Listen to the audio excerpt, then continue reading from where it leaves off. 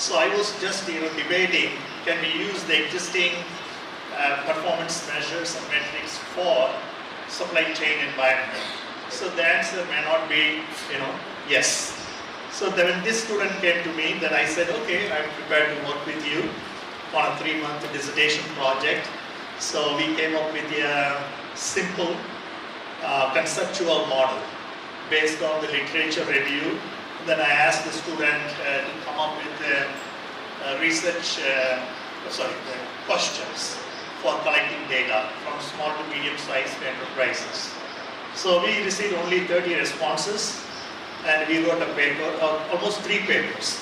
But it took 1 year after he left, after he graduated. So those 3 articles received 7,000 citations. An MSc student worked on only 3-month project, received 7,000 citations. And if you look at many experienced, I'm not putting down anyone, and they may not have so many citations. So he's well settled in Ahmedabad, and he owns his own software company. He's a very successful entrepreneur. So what I'm saying is how we have been able to do that. So we did not focus on methodologies. So I'm going to talk about quantitative, qualitative methodologies, but rather the research problem that we have chosen is very timely and not only academically but also will be useful for practicing managers, because they would like to have appropriate performance measures and metrics to use them as a managerial tool for decision making. Finally, we will understand how to avoid plagiarism. So this, as I said, this is for PhD students primarily. So organization of a thesis, this is the same thing more or less for a research paper as well. So they have a lot of overlapping. And introduction, literature review, research methodology, data analysis, and discussion, conclusion, and references. So it's the same structure we use for research articles as well. So need for research in management. I know you may be in different disciplines, but I'm going to focus my presentation on business and management. So to provide a theory to explain complex business operations, as we know, we are operating in a very complex environment in the sense the market has become global and therefore enterprise operations. So we have added more complexity because of the globalization, global supply chain, global market, and so on. And also we are trying to leverage the technologies to stay competitive in a global market. So we had to come up with the theories to explain complex business operations, to help bridge the wide gap that exists between theory and practice. And we know that whenever we come up with a conceptual model or theoretical model, so those models do not truly reflect, say, 100% of the real life environment. So we have to make some assumptions in order to make the modeling feasible. So we can do that. I'm not against assumptions, but at the same time, we should not compromise the outcome of the models for making decisions to enhance the efficiency and the effectiveness of the business practices. So the ultimate objective is to analyze your manufacturing or service environment in a more realistic manner. And the reason why we had to come up with an operations research or simulation model or conceptual model, so we want to represent the real life manufacturing or service environment. So in order to understand the relationship between inputs and outputs and also the feedback loop, so how we should be able to control the operations in order to achieve whatever the efficiency and the productivity of an organization. So those things are very critical for staying competitive in a globalized market. So earlier companies used to compete based on trade-off between price, cost, quality, and nowadays, if companies want to compete, so they had to do well across all the competitive performance objectives, including price, quality, dependability, responsiveness, speed. Nowadays, we have to add sustainability. So one has to, as a company, has to perform well across all the competitive performance objectives. It is not just enough to meet the industry standards when it comes to performance. So we have to exceed as a company. So we have to be the best among the best competitors. Then only we can win the orders, not just qualify to get into the market. And there are many great articles available by authors about research methods for business students. So research philosophy through research onion framework, and some of you must have come across this onion framework. So we started the outskirt like philosophies. We have positivism, interpretivism, and then the second one is approaches, deductive, inductive. So deductive, we start generic sort of a model or a framework, and then we end up with the specifics. And inductive is just opposite.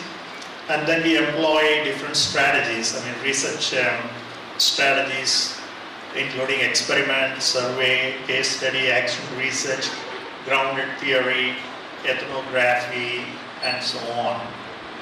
And then choices, so you can go for either qualitative, or pure quantitative, or mix of both.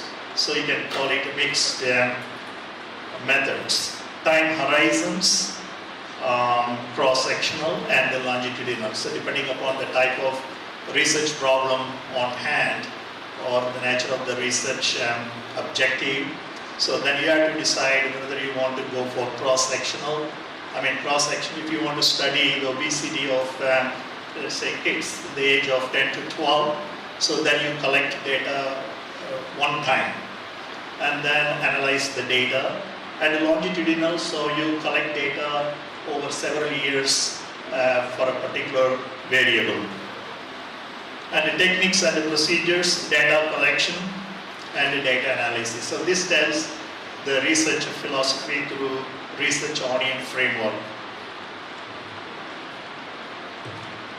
So how to develop appropriate research strategies? So we start with always research objectives or hypotheses. So what, why, how. So I have come across many articles, recycling, reinventing the same thing with slightly in a different language. So that is a waste of time not only for readers but also for the scholars. So whenever I wrote any papers, I start working with my colleagues and scholars around the globe and with my students, I will ask myself what is new about the project, the research topic, whether that will support the other scholars or the practitioners for making decisions. So that way, even if the research methodologies or whatever we have employed,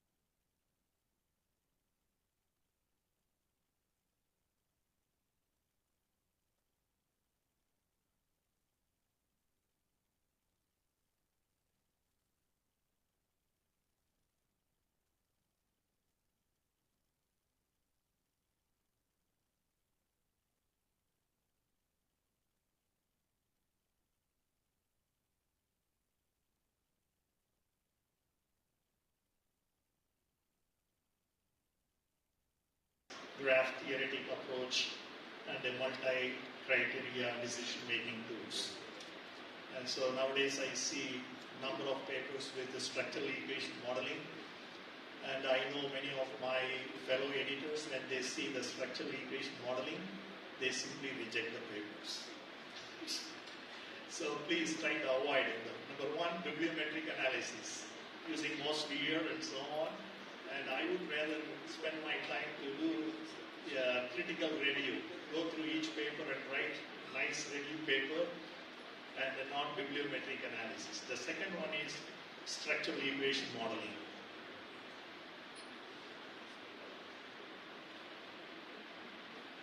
So here are some weaknesses in previous submissions.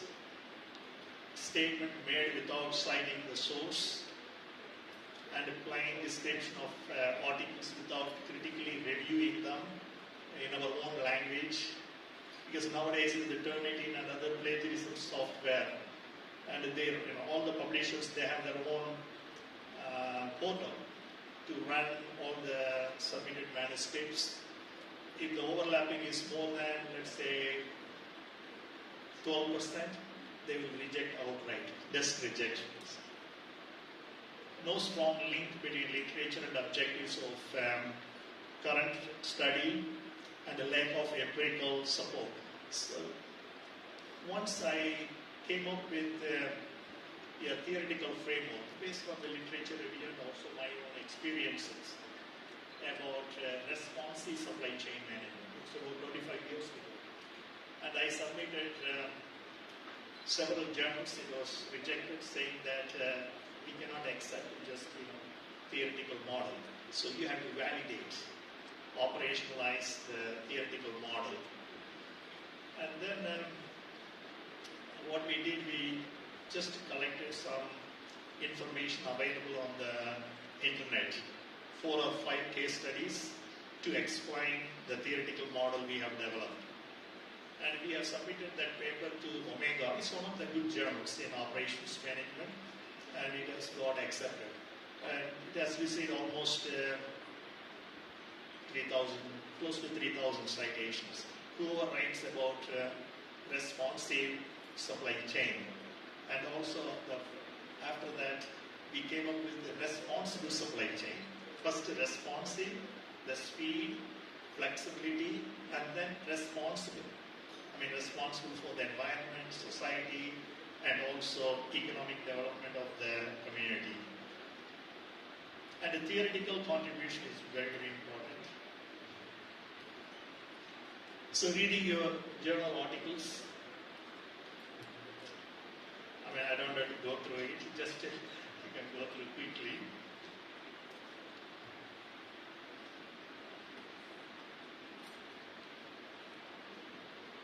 So what do you mean? All my facts are wrong. I copied everything straight off the internet.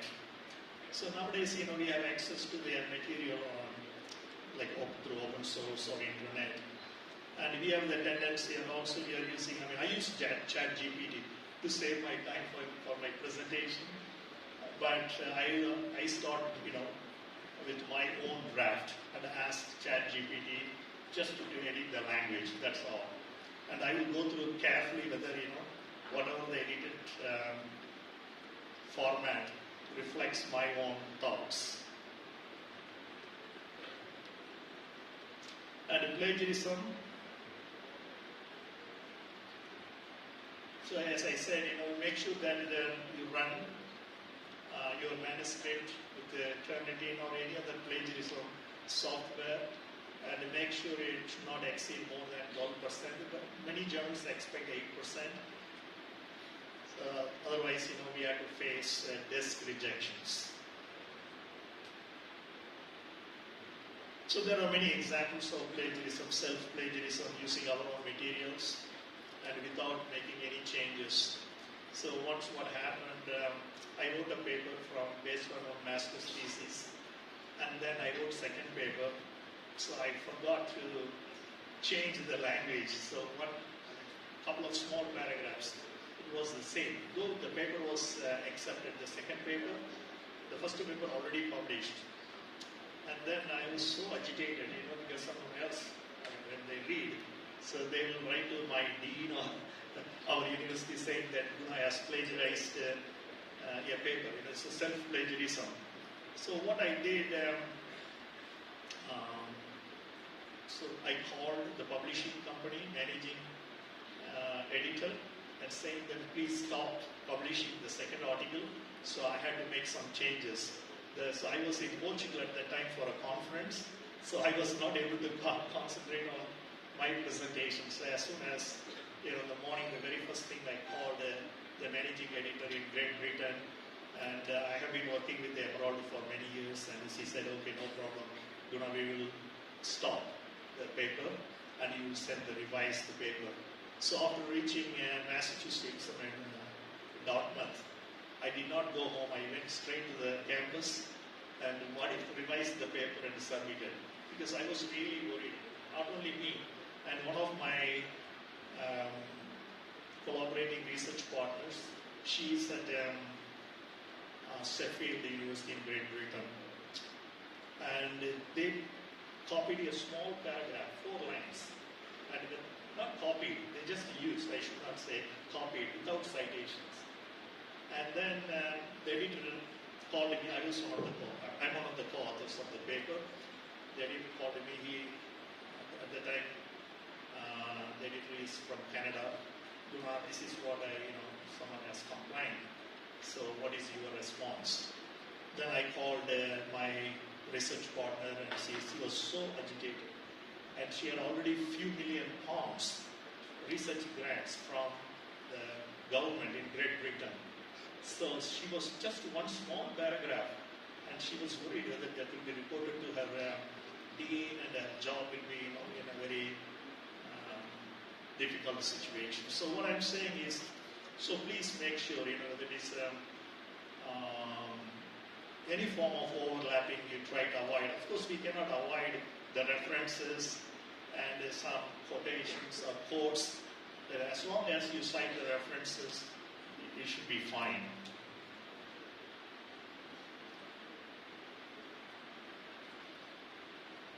So I want to skip how much time?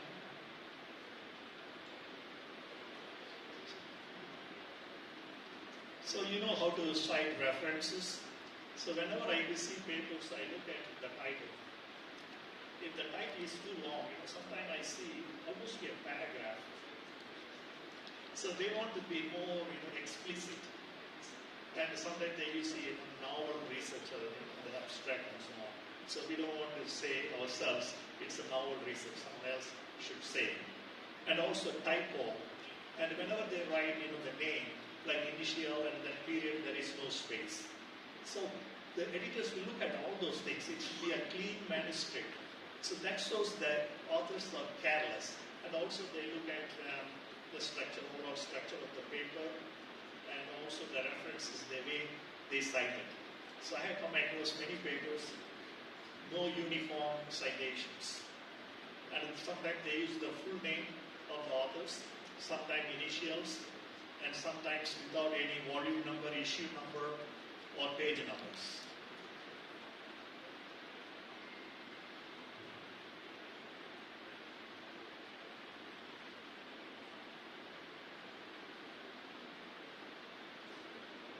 So we use a Harvard system. Of course, each journal has its own format.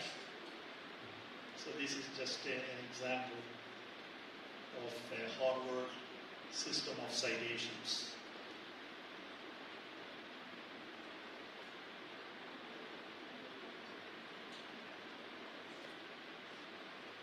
So about the quotes, just to make sure that the quote should be minimum.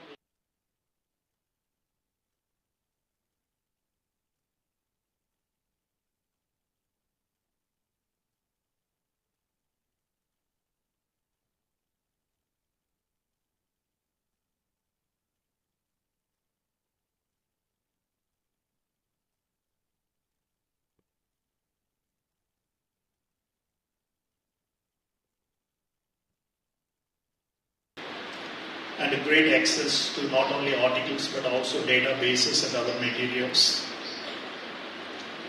and narrow down your search based on the keywords.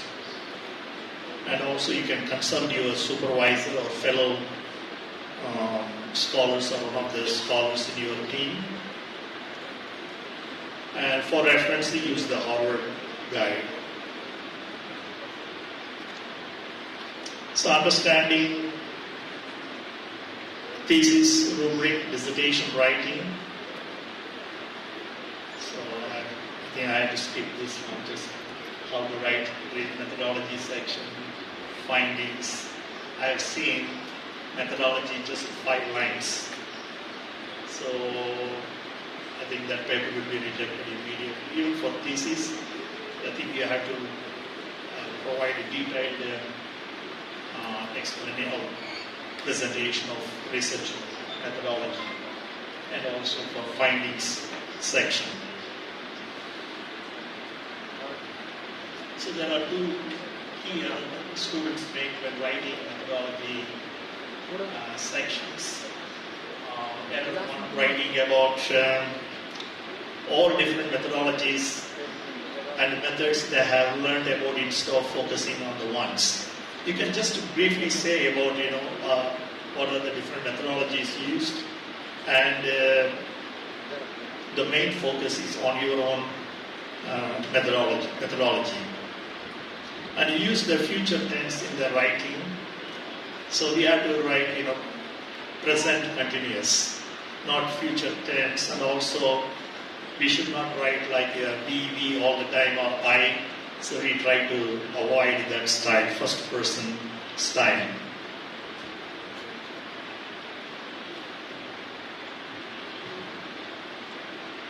So methodology, methods, data analysis, chapter structure, so we already saw in the beginning. And because we have limited time, otherwise I would like to share my experience when I receive papers. They have 3 levels of subtitles, like a PhD thesis. For research papers, you try to avoid 3 levels of subsections.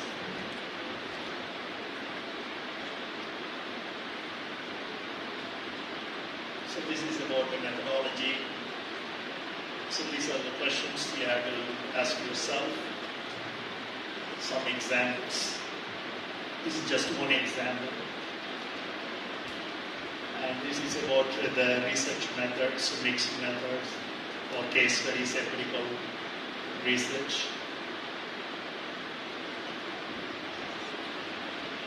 And then the data, research design.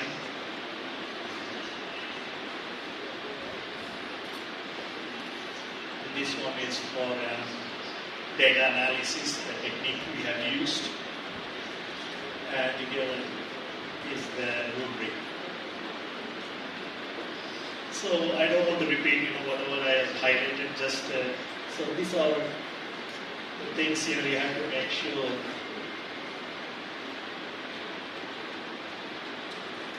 So I can share a copy of the slides. There are about 80 slides.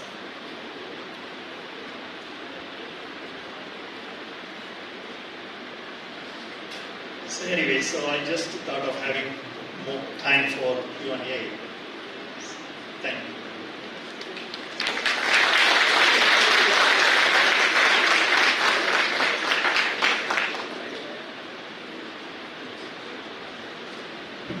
Ladies and gentlemen, we'll start with the Q&A. We'll take in 2 questions. If anybody has a question, please raise your hands and allow the microphone to come to you. Can we have a microphone sent to my left, please?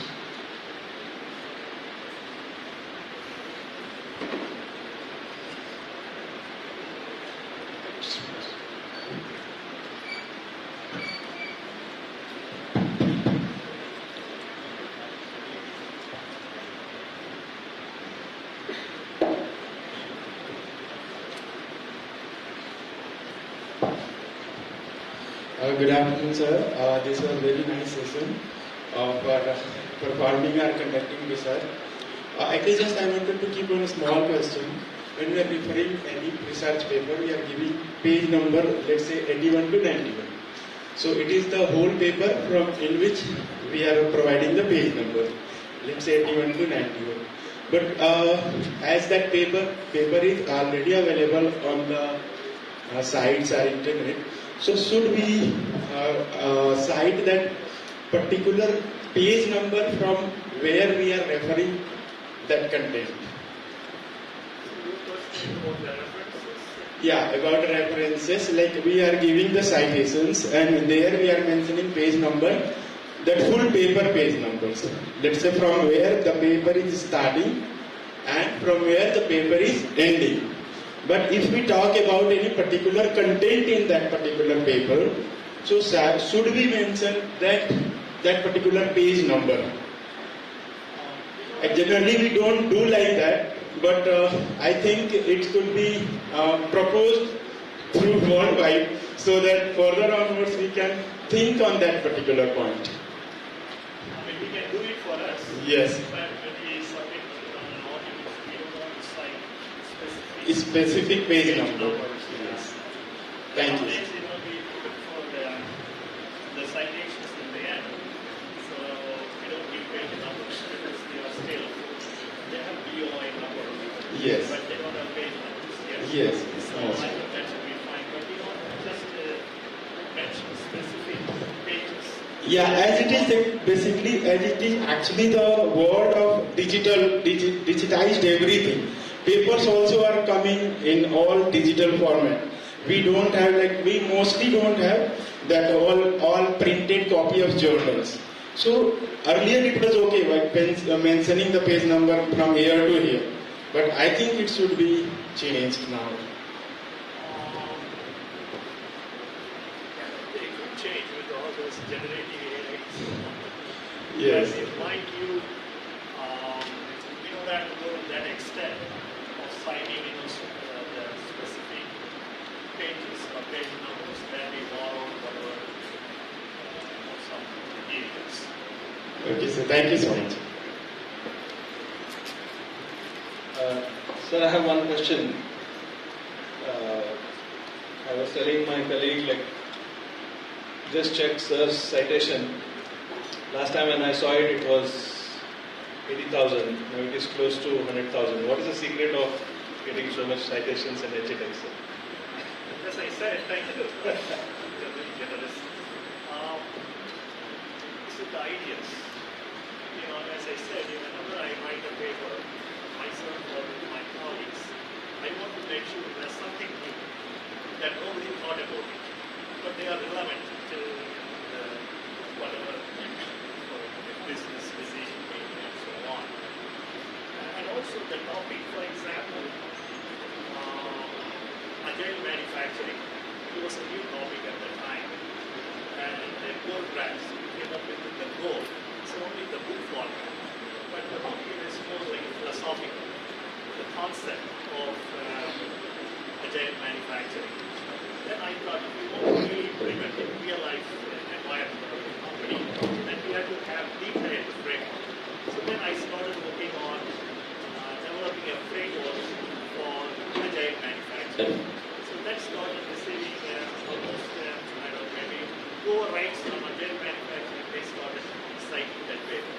The methodology I have used is very simple. It's a conceptual model, not a sophisticated one. Not a sophisticated one.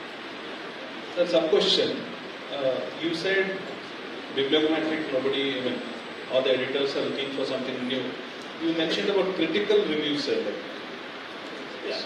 So the critical review, just like an older kind of methodology. So what I used to do, I print about say 60 to 80 papers on a particular research topic, and then I come up with the 12 questions. So I try to answer 12 questions for all the papers, and then synthesize and write a paper. Critically review each of the papers based on the contribution, the gap between theory and practice, the assumptions made, the methodology, the results obtained, and the future research directions. So for all the papers, and then come up with a critical review paper. So that worked out very well actually. Many scholars started citing that papers. Does it work now also, sir? Absolutely. That's why we started rejecting bibliometric analysis papers, because we don't see much value in that. I think whatever the outcome of bibliometric analysis, we should be able to come up with in a day or after reading the literature. Going back to citations, I did not stop writing. Because I enjoy writing, because it's a fun kind of thing. I want to get into the new areas. So recently we wrote a paper on Gen AI in logistics and supply chain management that is published in Transportation Research Section E. So we are expecting it will be highly cited, because not many wrote about Gen AI in logistics and supply chain. Great, sir. Hello, sir. This is Dr. Shubhajit Wadi. Thank you so very much for such an insightful discussions and all. So just out of curiosity, a small question, like as you have mentioned, nowadays editors, whensoever they see like a researcher has used bibliometric analysis or structural equational modeling, so they already they make their mind to reject the paper. I want to know if a researcher can justify why he has used, or why this particular methodology is the best fit in that particular context, still it will be rejected, or it is justified to reject.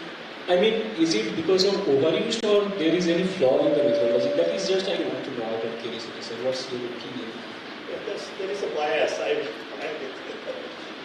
Because when the editors of a journal receives, let's say 60% of the papers use SEM, structural equation modeling. That means they are tired of it. So they think, why all scholars, do not have any new methodology or modeling.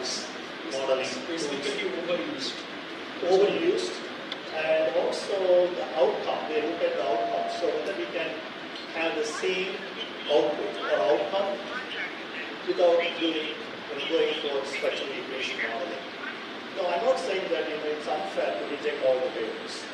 And we have to look at the subject they have dealt with or they studied. If it is the current up to date, like Gen AI in research and development, for example, I don't think we have many articles on that. If someone has studied even used SEM, it's okay, it's acceptable. So we have to sort of balance the topics they have investigated and also SEM. It's not fair.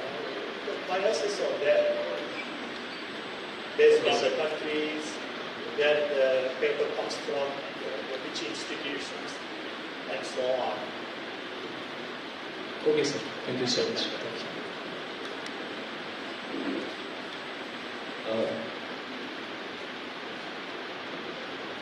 Thank you. Thank you, sir. Due to the paucity of time, we could not. Can we all have a big round of applause for Dr. And for the yes, sir.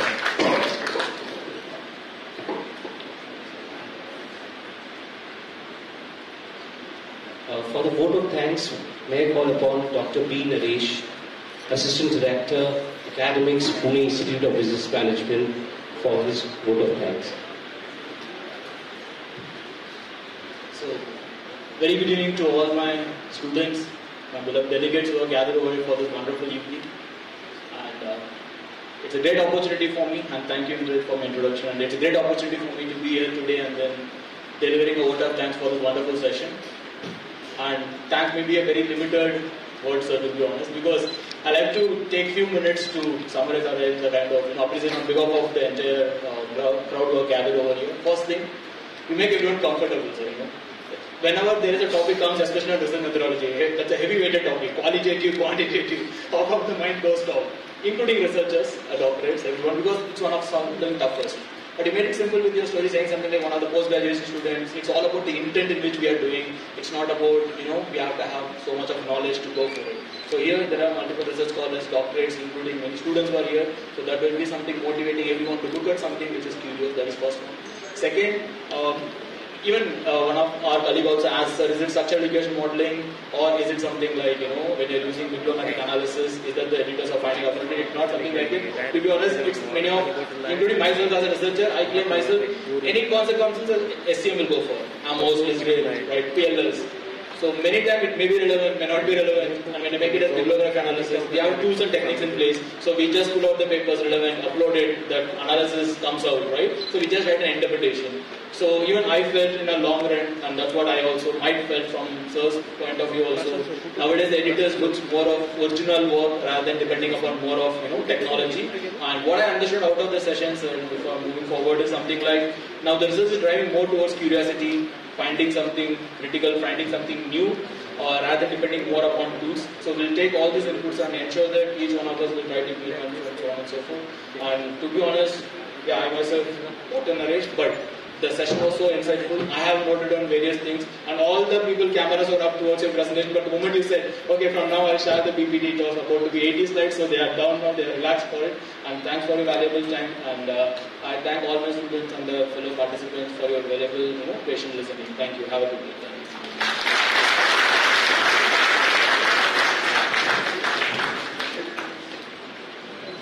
Thank you for your words, sir.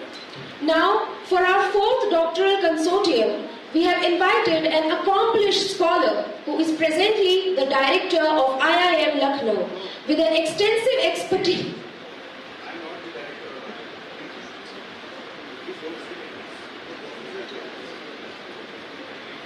With an extensive expertise in finance, banking and risk management. He holds a PhD from Bschool and has a proven track record in academic leadership and research, particularly in bank performance and financial institutions. He has published widely in reputed journals and has provided consulting to various national organizations. In today's session, Sir will share his wisdom on how to develop an impactful research question for PhD dissertation or journal paper, and share strategies that drive significant academic contributions. May I request the video to be played, please, so we can have a look at his illustrious career.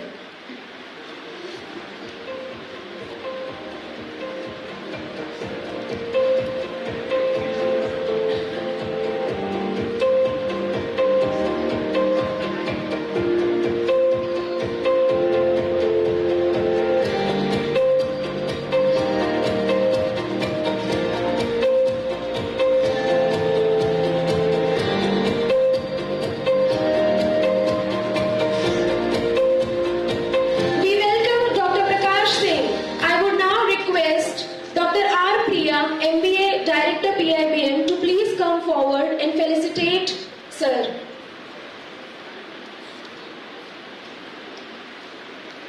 Please take this name.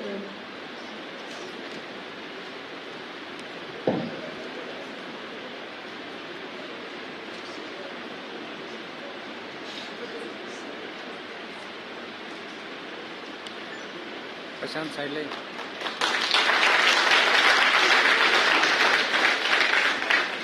Prashant.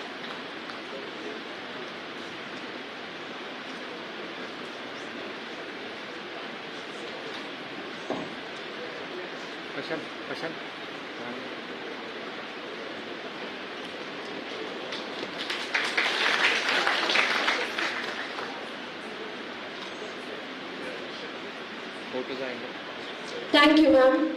I would now request Sir to please proceed with his doctoral session. Thank you. Thank you very much for this opportunity. Good evening, everyone.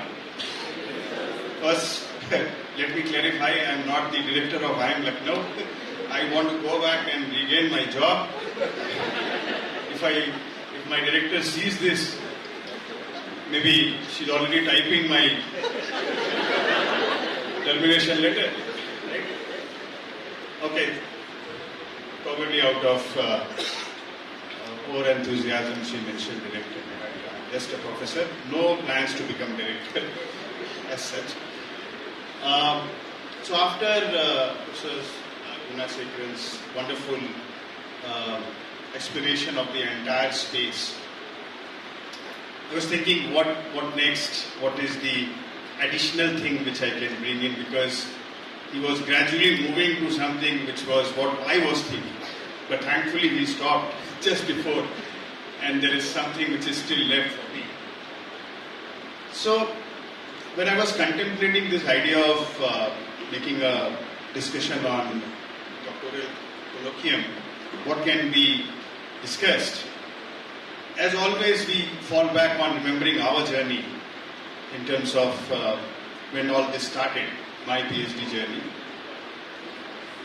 So in 2004, when I finished my PhD from Bschool, as you can see, the topic on which I was working, which most of my senior professors now say very emphatically, is that topic should be very simple and straightforward. So my topic was, does regulation help prevent banking crisis? Very simple.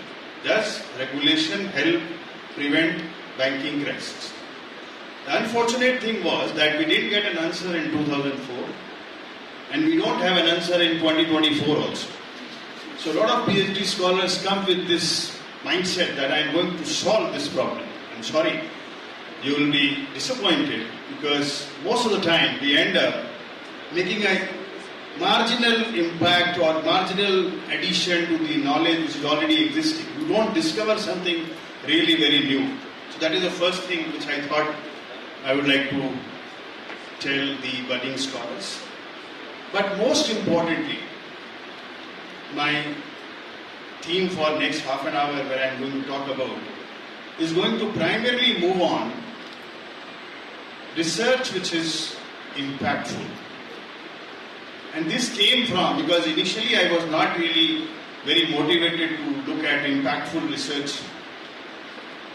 My first scholar, when she approached me for PhD guidance, she said that she wanted to do something on microfinance. And as I said, I came from banking regulation. I didn't have much idea about microfinance. So I said, first let me read more about microfinance. And then this whole concept of women empowerment, social justice, all these things became very dear to me. And from there we picked up this concept of impactful research. So when I was the chairman of the doctoral program at IIM Lucknow, which was in 2021, 2 years, I always used to tell my scholars that please pick up topics which are relevant, which are impactful, which will serve a purpose to any stakeholder, be it policymaker, be it society, or be it corporates.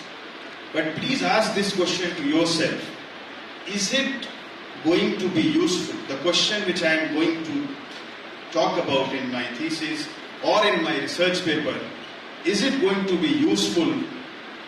And if it is not, then as Professor Gunasekaran said, the research, the methodology, the maths and the numbers around it really don't make much of a difference, because it's not creating an impact. The results, the findings are not creating any impact on society. And one of the common things which run across business schools is that most of the time business schools are criticized for doing research which is not really useful, because you are talking about something which is highly academic, you are talking about something which is not practical in the industry. And being an engineer, I had a lot of my classmates from Kanpur who are in industry, and they keep on telling us this feedback, that try to push your students to do something which is relevant for the industry. Otherwise, it's just academic discussion, good academic writing, but nobody is actually reading it. So I come from that thought process of talking to you about impactful research.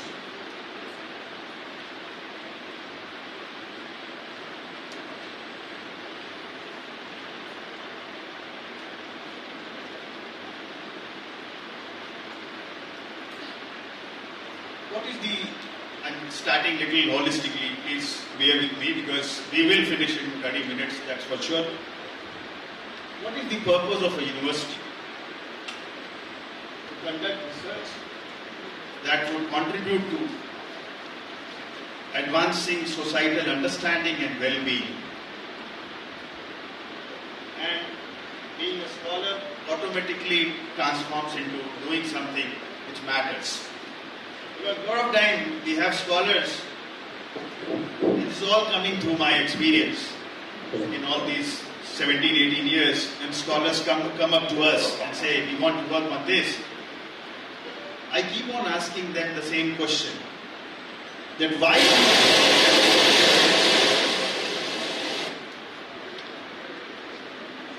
think just because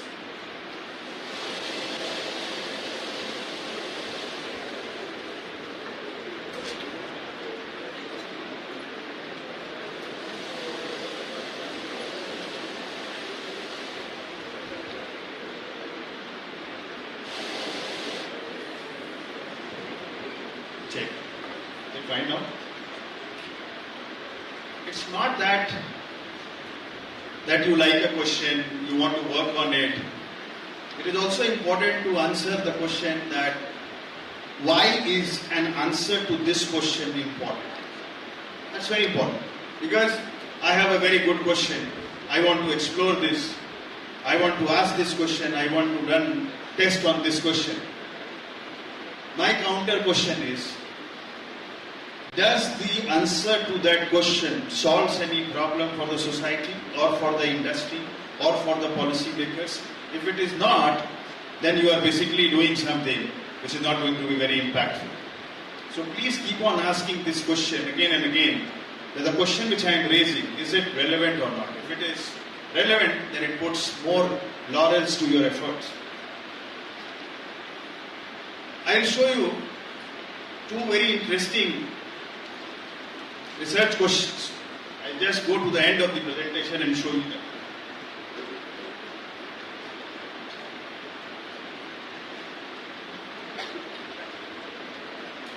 First is this. Please read this.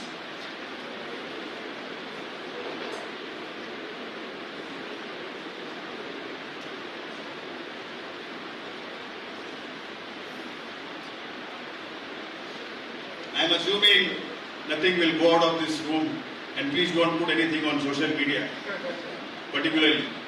Look at the question.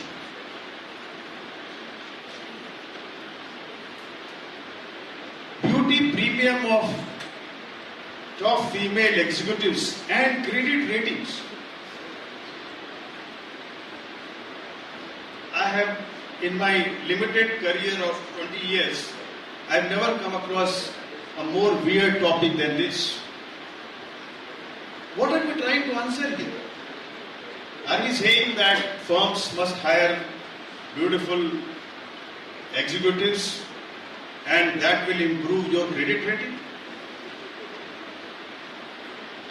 That is what I am trying to deliberately point on, that you may think that this question is very relevant for you, but actually it's nonsensical.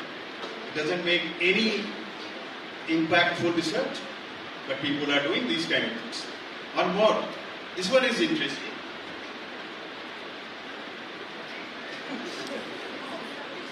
This came on WhatsApp University, so I'm not sure whether it is correct, but the topic is very interesting.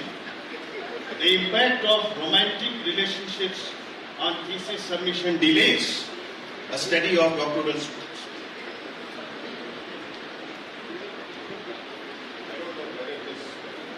Person actually exists or not. But this is a relevant question. Because at least people who are starting their PhD journey will be careful. If the results are, what do you call that? Significant. If the results are significant. If results are insignificant, nobody cares. Right? Again, going back to the same point, that it is just not sufficient that I and my guide are happy with the question. The question should have some kind of relevance for the stakeholders sitting outside. who are actually going to read it. And repeatedly what we have come across, the criticism, the most serious criticism comes from corporates, where my young students are going to work there, and most of the time we keep on hearing that the industry academia interface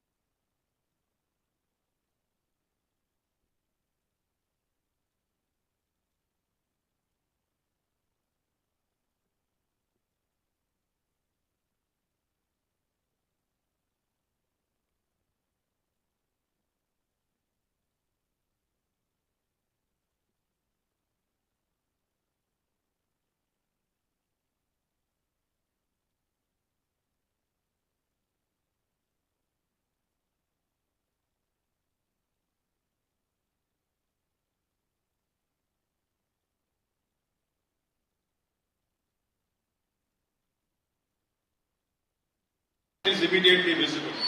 But when you research in humanities, when you research in management, the impact will take a time before it shows impact, right? So therefore the research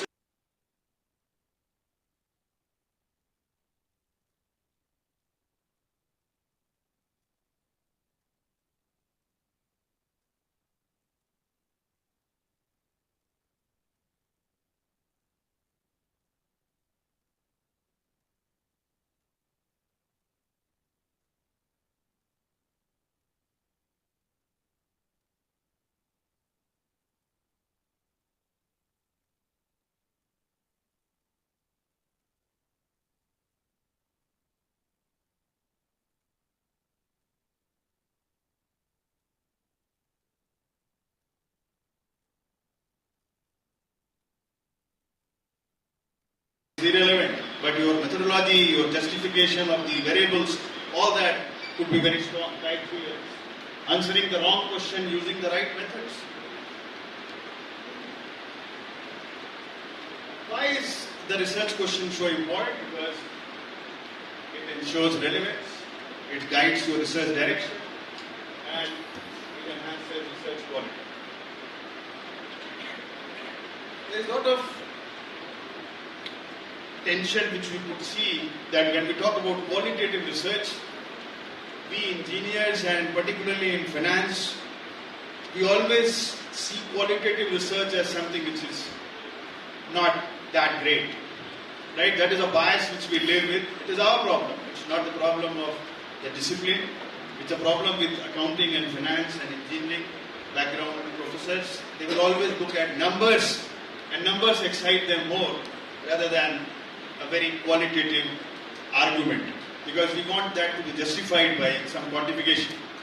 I remember when my first scholar Parvati, when she came up with this microfinance thing, she said we want to study the societal impact on the women after the microfinance lending has happened to them. I said, how will you measure it?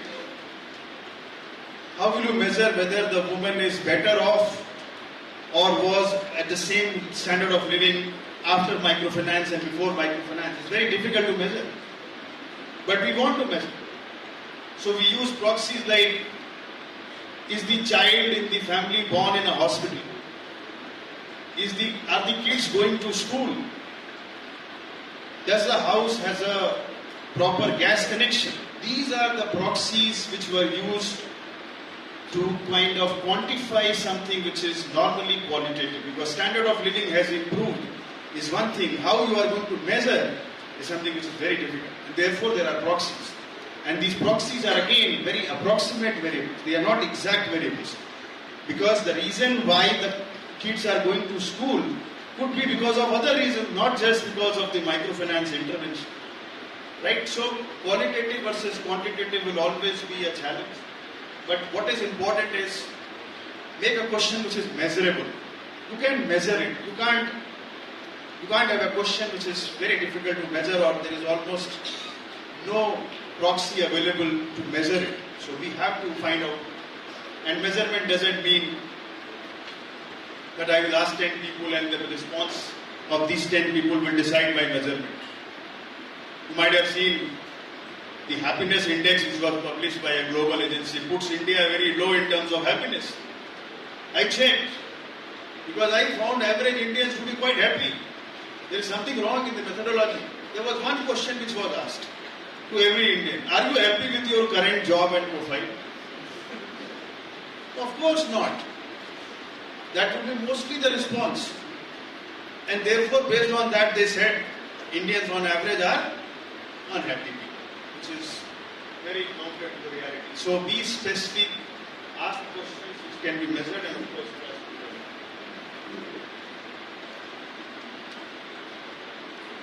it's a very common thing which we observe, that let's say on a road which is not properly lit, you miss something has fallen, and there is a lamp post. You walk through that road, there is a lamp post, and you have fallen something, maybe a handkerchief or a purse. You start searching at the place where the light is there. Don't we? You always search at the place where there is light. Although the possibility of finding that item at the place where the light is sufficient is zero. But we start searching there. That's the problem with research questions also. Research questions which are already answered, which have a very clear mandate, that there is enough evidence to demonstrate that it has happened, don't need to be reopened and reinvestigated. Develop something new. Look at newer questions. I know standing on this side of the dais, it is very easy for me to talk like this, because I have crossed the 3 milestones typically in India, which we need to become a full professor. But we also went through all this, and therefore we keep on saying that please try to ask questions which have not been answered. Don't try to rediscover the wheel.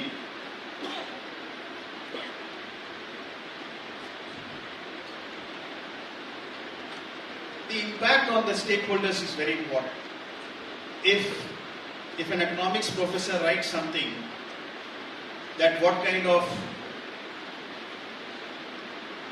consumption shifts happened around some macro shocks like COVID, it is very relevant.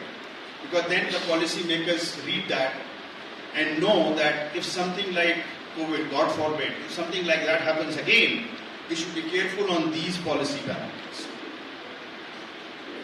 I was reading a study where somebody found out that the demand for biscuits increased phenomenally during the COVID period. Again, what is the relevance of this question? What is the consumption pattern during COVID times is largely guided by what is available. So, ask the right questions is what is important, and then only the stakeholders are going to read it. Expected time to impact, this is what I was talking about. It takes a very long time for people to recognize this. If you look at ESG, for example, the one space which I am actively pursuing, the G one only, not the ENS, the G part, the governance. ESG has been spoken since last 10-15 years. It's not something which is very new. But it is only now that, now means last 5-6 years, that all these big fours, all these conferences, all these scholars are talking about ESG reporting. How does ESG gets incorporated into firm performance? Are the markets even looking at ESG?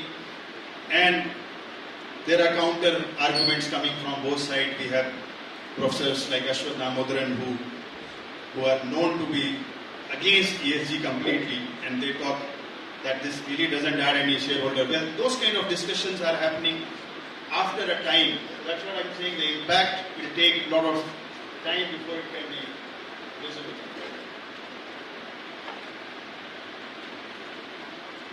Self-explanatory. I don't think we have to explain this. Choose the problem appropriately, design appropriate solutions, work with partners. Of course, we can always think about a portfolio approach. If I am publishing, I may like to have a bouquet of my publications. Some of them could be more moving towards impact and some of them are less moving towards the impact, but by and large I have tried to do something which is a good mix of less impactful, more impactful. The other very important thing before I go further is that when we talk about impactful research, there is also a problem of publication hit rates. Because if you are talking about only pursuing something which is impactful, could be that you don't get enough publication opportunities. That is a very genuine concern of scholars. Because many finance scholars come to me and say that, sir, what you are saying makes a lot of sense. But if I work on this space, I will not get publications. And publications are important for my milestones. To submit my thesis, I need a publication. To apply for a job, I need a publication. Therefore, I say, okay, try to strike a balance. I'm saying if you are publishing, let's say, 2 or 3 papers in the next 5 years, target at least one which is on something which is impactful.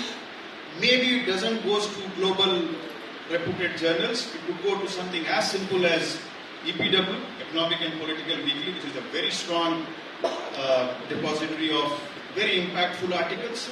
And some of them can go to the starry, marquee journals, because then I kind of strike a balance between what is doable and what is very, very academic. I don't think we need to go back on this because this has been sufficiently covered by Professor before me. Identifying research gaps. Lot of literature reviews required. I remember in Pilani when 2004, I was 2003 actually, when I was doing my literature review, it was such a difficult task because everything was physical. Somebody was complaining that now everything has become digital. Push back 20 years, start doing PhD, then you will understand what is physical. Because our guide used to just write, go and look for this paper in this journal, and then whole day we are searching in the library because there were no library information systems where I could plug in the computer and see where exactly that journal is. So we have worked on that. We used to work on 486 Pentium 1 where if you put 30 variables in Proves will start moving like this. It will give up. Now look at the speed, look at the databases, look at the terminals. There are Bloomberg terminals in almost every top university in this country. Data is not a problem. Literature review is definitely not a problem.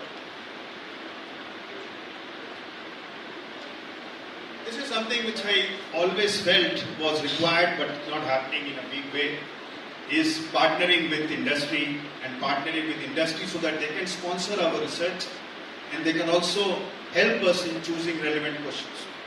Because unless and until this feedback comes from industry, many times students will not really know what exactly is relevant for them, what is the kind of question which we should be asking.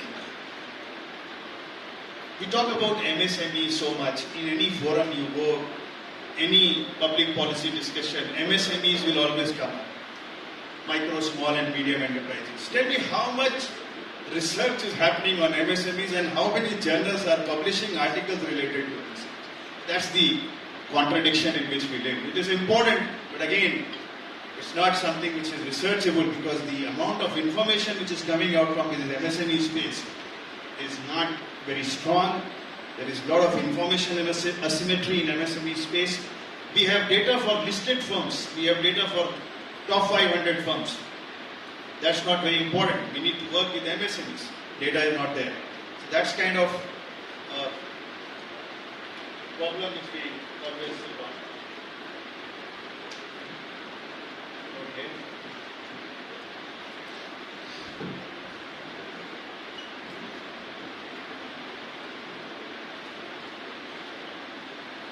It is very easy to say like this, pinpoint a specific research area on which you want to work on. Of course, you start with a much wider funnel and then you try to graduate to something which is more specific.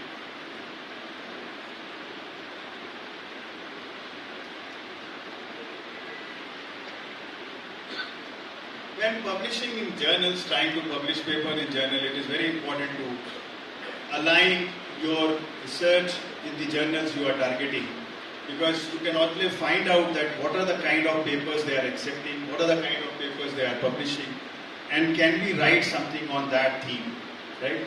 If it is something which is not aligned to kind of papers they accept, then it is a waste of time both for you and for the viewers, because they don't really look at those kind of work which you are trying to do. So you have to be very careful as to what kind of journals you are targeting.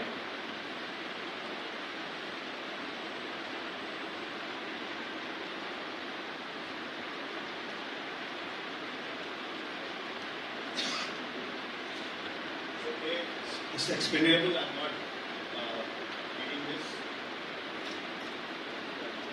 This is a summary of what all should go into a good research question. Should be feasible.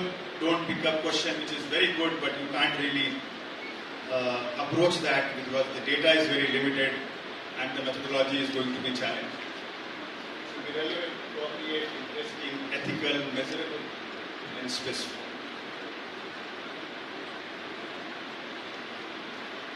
Of course, the research questions and research objectives would depend on functional areas. For example, in finance, most of the research are basically a causal relationship. We want to explore, does corporate governance affect firm performance? So we take independent variables, we take dependent variables, run various kinds of regressions on various kind of data. So it's a causal relationship which we are trying to explore. So depending on the area, depending on the functional domain, your choice of the question in terms of whether it is relational or is it descriptive will keep on.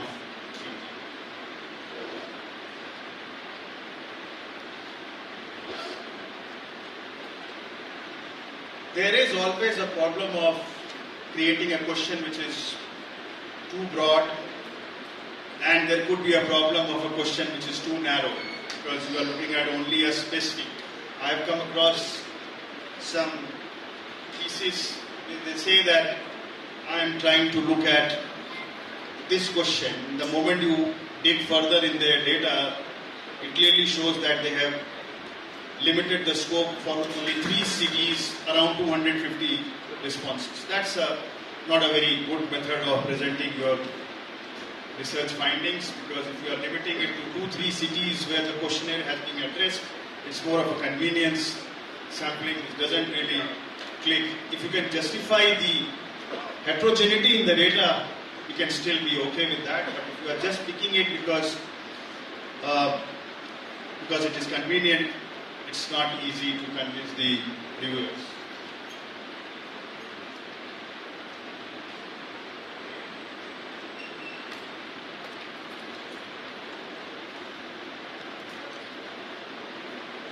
I'm just looking at anything which is not covered. Do not overlook the archetype. Ask the gap you have spotted in others. So that's it.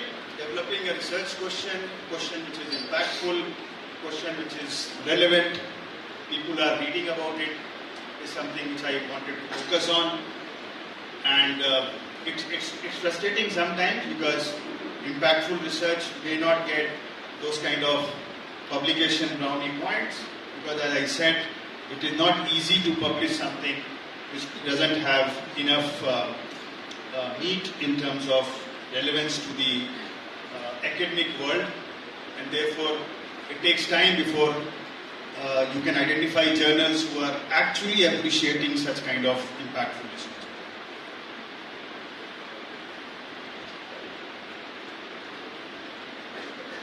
Some examples of poor research questions, and then the bottom one tells the improved one. Original, too long, and then we shorten it, and then it becomes more specific and more relevant. Some examples. Investigating the role of renewable energy technology in reducing carbon emissions, blah blah blah. Role of renewable energy in reducing carbon emissions in our areas. That's how we have to be more concise and specific.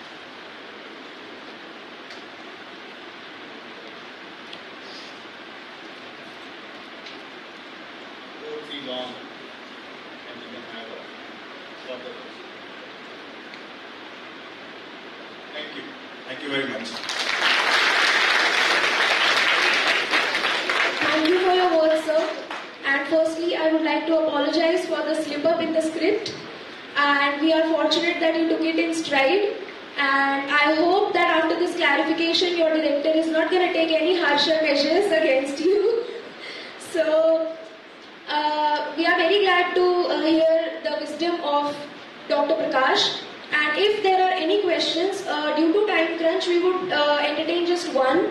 So, if there is any question, please, you can raise your hands. No questions. Are there? Can you please give the mic? Thank you. Good afternoon, Dr. Prakash. As you have rightly pointed out that MSMEs, they don't have data, like most of the MSMEs. Like listed, they have data, but when we talk about non-listed. So can we think about the different paradigm entirely, by which we can gather data, like whatever we can get, like in terms of financial data, let's say operation processes, and entire like these branches of money. So can we like is there? Can you throw light on this? See, I was recently evaluating a PhD thesis, which made me stand up and really acknowledge the kind of effort that person has made. I don't want to quote because the degree is still not awarded. He is talking about green MSMEs. So it's not only about MSMEs. This person has spoken about green MSMEs and how their financial efficiency and capital structure efficiency gets influenced by this green initiatives. So again, the problem is it was around 450 companies and all of them are listed MSMEs in the SME IPO and the SME portal. So even if I can bring questions on data which is validated, which is authenticated, and I can ask the right questions, again, as I said, it could be a good thesis for a PhD, but I'm not sure about the publication possibility, because publications will require that you should have solid data. And if I go to the most important segment of MSME, which is micro, which is less than 1 CR, that is the sector which actually drives the Indian economy, because most of the unorganized segment is there. But data from that space is very noisy. It's very noisy. It will require a humongous effort to first get the data clean so that we can work on some authentic data. So questions could be slightly different, but yes, there should be an effort to understand the spectrum which is normally untouched because of lack of quality data. I am absolutely on that with you that we have a problem there. We want to go there, but because the data is not giving me enough confidence, I can do it for my own personal interest. I can write an article on that. But when I talk about publication in a journal, we will have problems. We will have problems. Thank you. Thank you for the opportunity. Thank you, sir, and thank you for such an engaging session. Moving forward, for the vote of thanks, I would like to call Dr. Ritesh Verma, HOD, Finance Department, PIBM.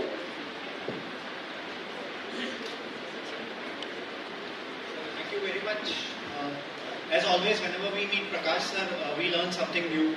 There are a lot of things that I have noted down, and with the paucity of time, I'll just put down a few of the things. One thing which is very important for all of us to learn is that our research question is primary. If our research question is not right, whatever we do, whatever data we have, wherever we belong to, which institute, it doesn't matter. We have these professors who are the editors of top journals. Obviously, they would say that whatever you do, it doesn't matter. If your research question and objective is not right. But to make it right, it is very important that there are two types of research that they have been talking about. So I think at PIBM, what we have been doing for years now, that instead of academic research, let's make it more industry oriented, because that is what is needed. If my research is not going to the industry, or if industry is not picking up, I am sure that citation also matters there, because industry is the one which will actually float your research to multiple hands, and that will also improve your citations.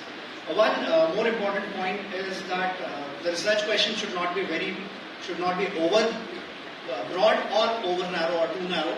And these are some of the things that Sir has taught. So Sir, I'm really thankful, and all of us are really thankful. Whenever we meet him, he always gives us a lot of food for thoughts.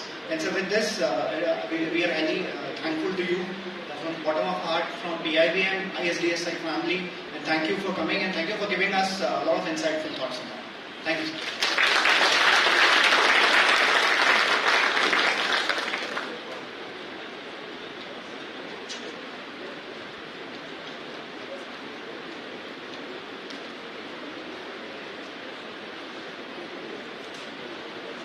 Thank you, Ritesh sir. We just have an announcement to make that the paper presentations have started. So I would request all the paper presenters to report to their respective assigned classes, and the external as well as the internal evaluators are also requested to report to the assigned classes. And after this session, we have one more session left, which we will resume post high tea. May I request all the dignitaries to move to the boardroom for the high tea. And it will be for just 5 minutes, and I request all the students to, by 5 o'clock, and all the students I request to please stay back. Thank you.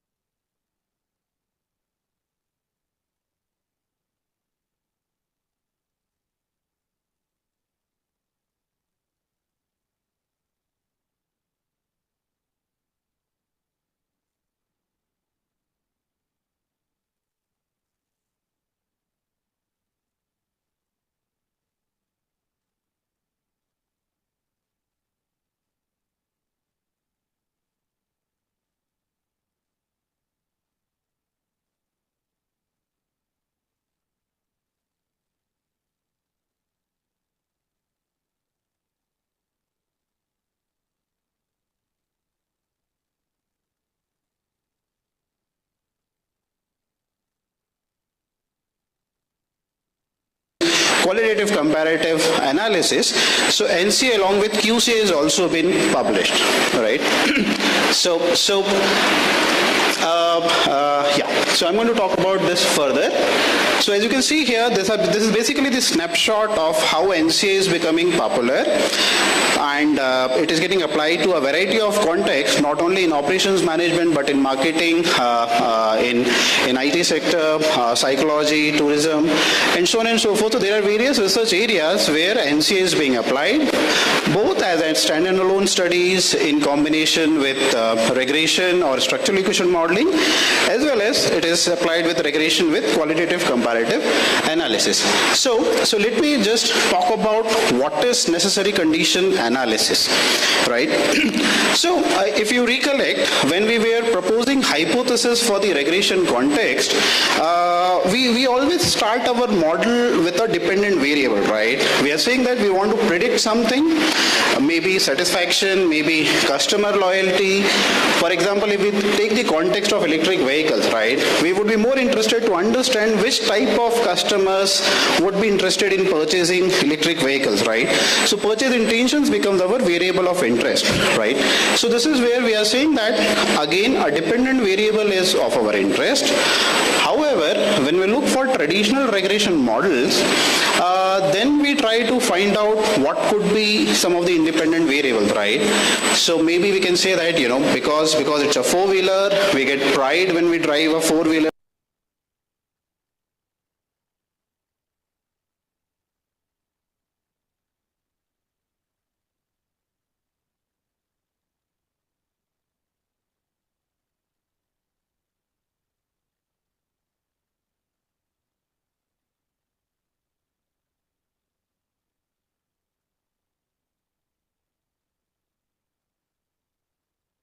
That electric vehicles are higher, right? At least approximately 2 lakhs higher than a traditional petrol or diesel vehicle. So probably, but then if government is providing some subsidy, maybe I can buy a vehicle, right? So this is how we build the regression model, predictive model, and we say that subjective social influence, environmental concerns, government subsidies would be driving purchase intention of electric vehicles, right? But when we bring the NCA approach, we want to highlight this part, what are the necessary or must-have conditions for my outcome, right? So we use these two terms, necessary but not sufficient, right? So I'm going to talk about these two terms, necessary and sufficient. So when we say necessary condition, we are trying to highlight this part here, that my Y will not occur if there is no X. Right? So when we are saying that X is a necessary condition for Y, we are saying that no matter what you do, if you don't have X, Y will not occur. Right? So this is a change here. In traditional regression, what we say is that X will lead to Y. Right? But here we are saying that we are changing the context here. Right? We are saying that no Y without X. Right? That's the premise what we are talking about, right? So the hypothesis becomes X is a necessary condition for Y, and we rephrase X if we want to have certain level of Y, right? So that's the premise over here. Y only if only X is there. Similarly, we can position it in this way by saying that Y will not occur if there is no X. Right?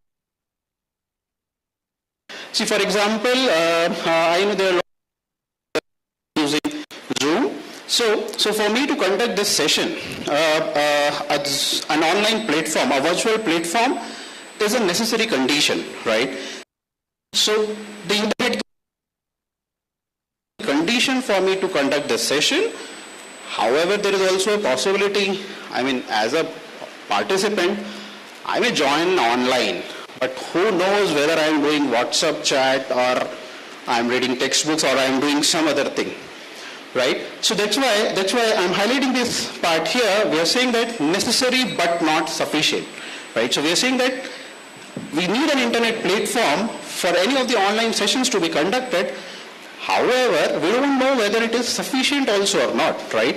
However, see, our premise is simple. We are saying that what are my necessary conditions, must have conditions for Y to occur, right? We are not interested in this part. If it is there, whether it will actually lead to Y or not. But if it is not there, it will not occur, right?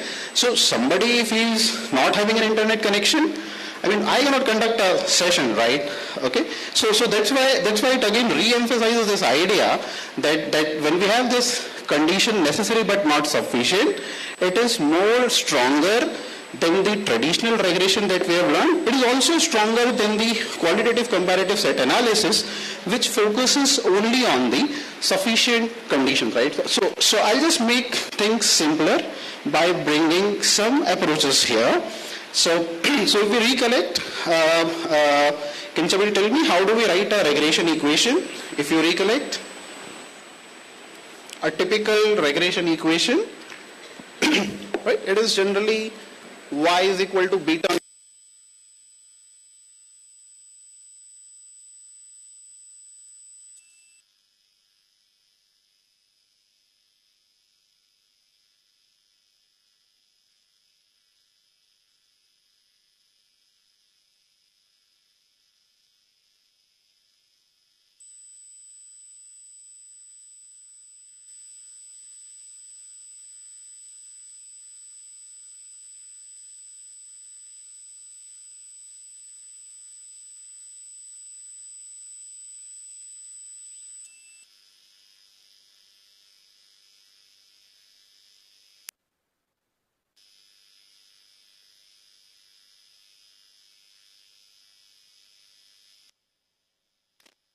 You are taking the last session and then you are asking homogeneous, heterogeneity. First tell us what is homogeneity, what is heterogeneity.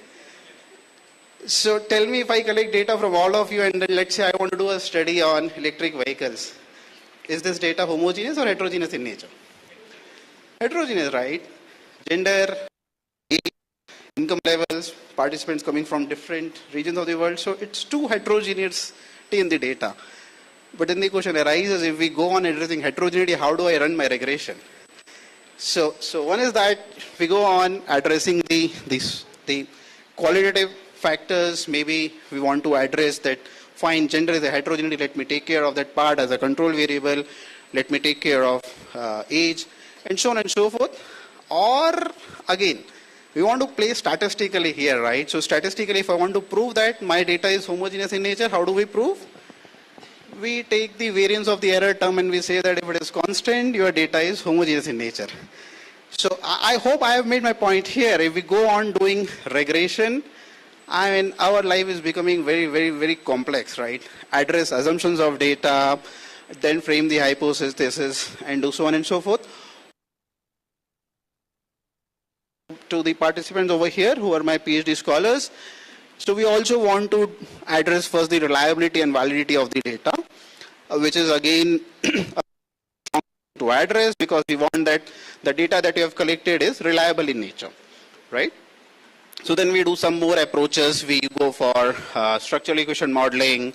We do confirmatory factor analysis. So again, I mean, mathematically, methodologically, if I want to come up and very strongly say that, yes, I am able to establish the causality between X and Y, I need these robust assumptions to be addressed, right? And this is where we find our maths process little difficult, right? So that's why when we do these approaches, we are actually doing an additive logic, right? Y is equal to beta naught plus beta 1 x1 plus beta 2 x2 plus error term. So regression is a probabilistic approach. There is another approach which is qualitative comparative analysis, where we deal with the configurations of independent variables, right? So if I have x1, x2, x3, I'll say that some moderate amount of x1, some low amount of x2, and some higher level of x3 is sufficient for my y, right? So this is where the configurational logic comes to no action, and then we have a necessity theory where we are just emphasizing only on one thing. Kindly tell us clearly whether X is a bottleneck, X is a constraint, X is the most necessary thing for my Y to occur. And if X is not there, Y will not occur, right? Okay. So this is where the necessity logic comes into action, and if I just highlight the theory model fit here, so as you can see here, we are saying that if my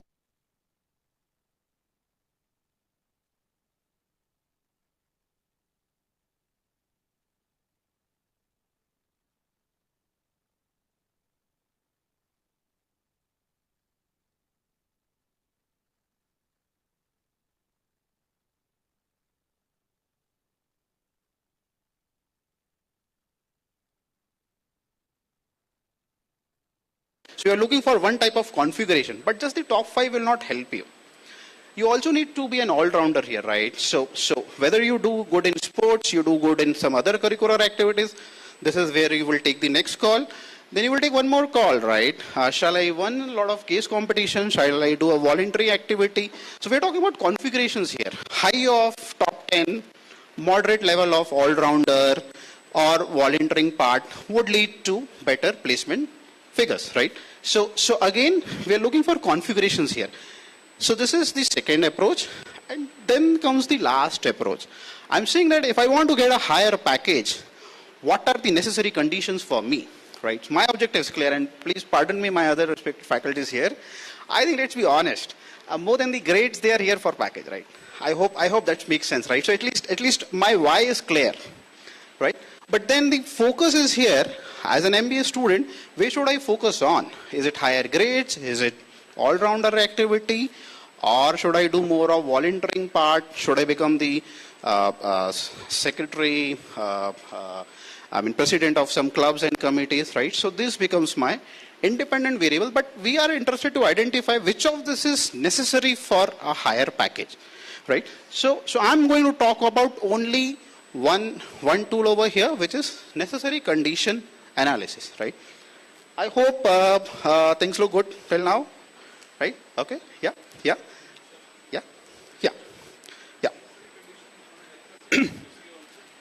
In?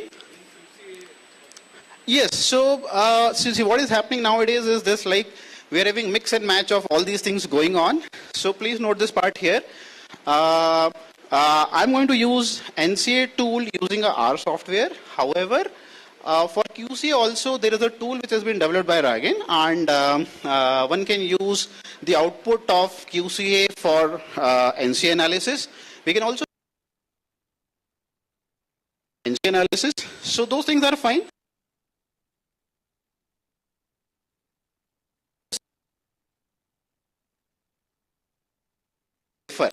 We can use any one of the tools, right? So that's the second part. See, also note this part here. Is necessary for, we need to break placement package. Placement package is the most important variable that all of us would want. But we are saying that is grades a necessary rounder activity is a higher is a necessary condition for higher package, or we are saying if I become president or some of these things, then it is a necessary.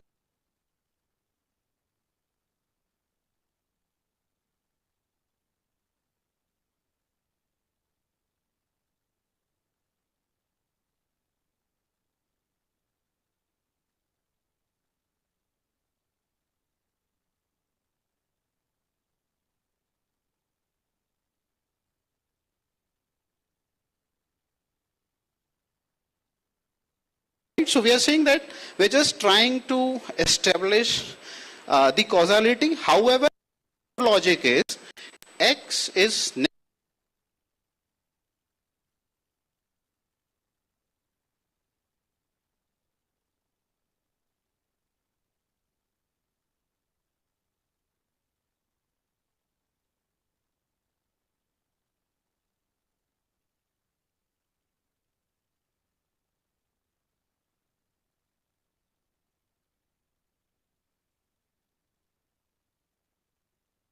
NCA is the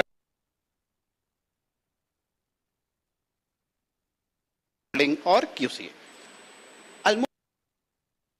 let me present some thoughts over here. So Jandal basically developed this tool in 2016. I'll just make a little bit things technical over here. So there is a top-notch journal, Organization Research Methods, where he proposed the tool and then it got published.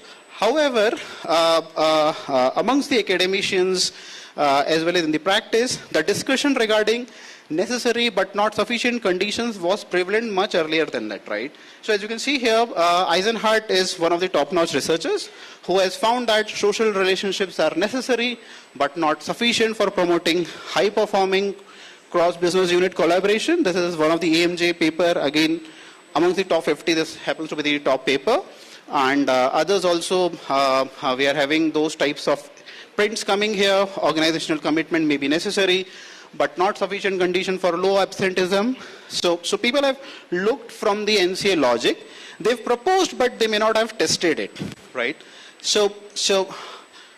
Okay, so I already gave this example, right? So let me give some simple examples here. So having an internet connection is necessary, but not sufficient for attending this seminar. High GMAT score is necessary, but not sufficient for entering into a PhD program, right? Maybe I scored a very high GMAT score, but I didn't go there for PhD, right? But if I didn't score a high GMAT score, I cannot apply for PhD, right? So we are again focusing on necessary but not sufficient condition, right?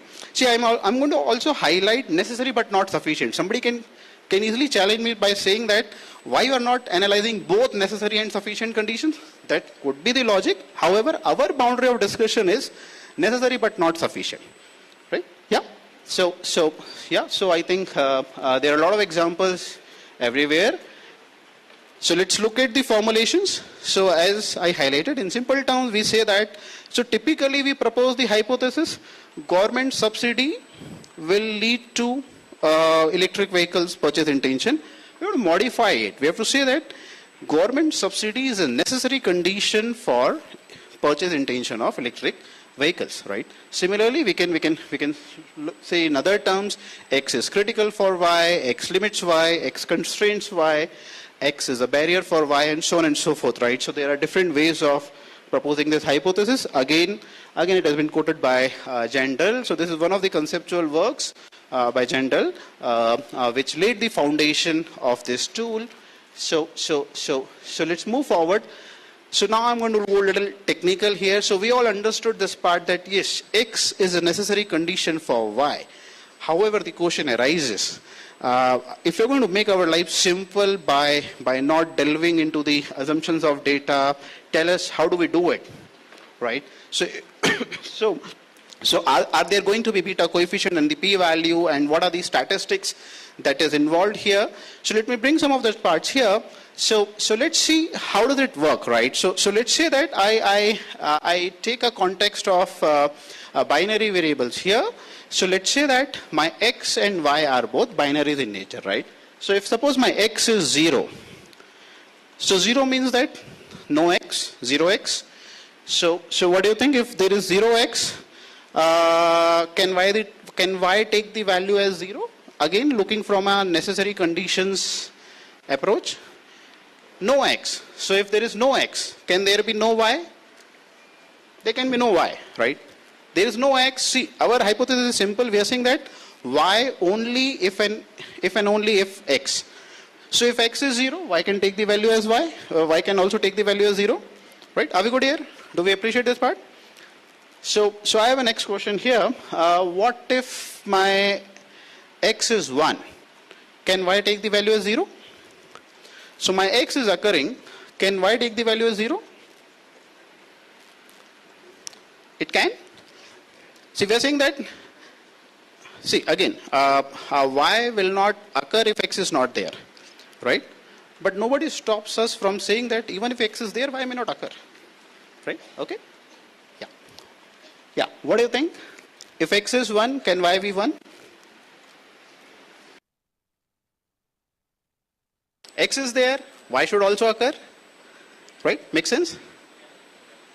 What do you think? If X is 0, can Y be 1?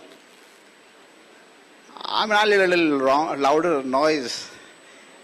Yes? No? So x is 0. 0 means no x. Can there be y? Right? I hope we got the logic here. Right? So if x is not there, how can y occur?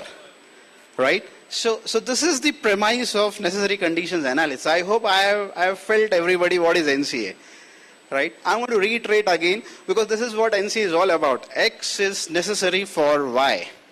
So if x is 0, how can y occur? Right? So whenever for any kind of an NCA approach that we take up, we want one of the quadrants, some space to be empty in nature. Because then only we are bringing the constraint part, restriction part. So we are saying that y will only occur if x is there. Or I want to highlight, y will not occur if x is not there. Right? So we would always want one of the quadrants to be empty. And this is what is known as empty space. So graphically, when I do the plot, I would want some space to be empty that highlights necessary conditions for the relationship between x and y. Right? Are we good here?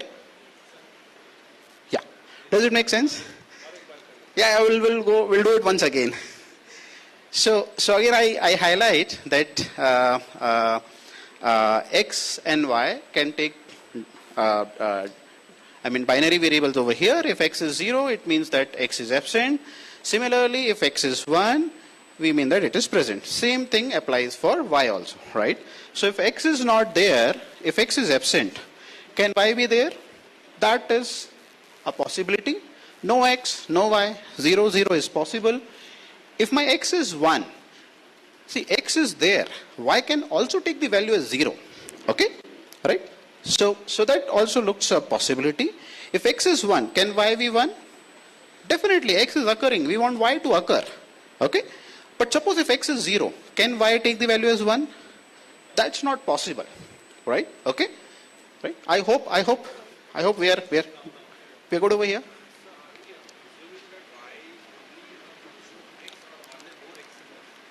We are dealing with a single NC analysis as of now. We can also have multiple NC analysis. However, when we use multiple NC analysis, the function would remain the same. We need to run this NCA multiple times with x1, x2, x3. Okay? So we call it multiple NCA. It is not multi-NC analysis. It's multiple. We use more number of independent variables with y. Yeah? Yeah.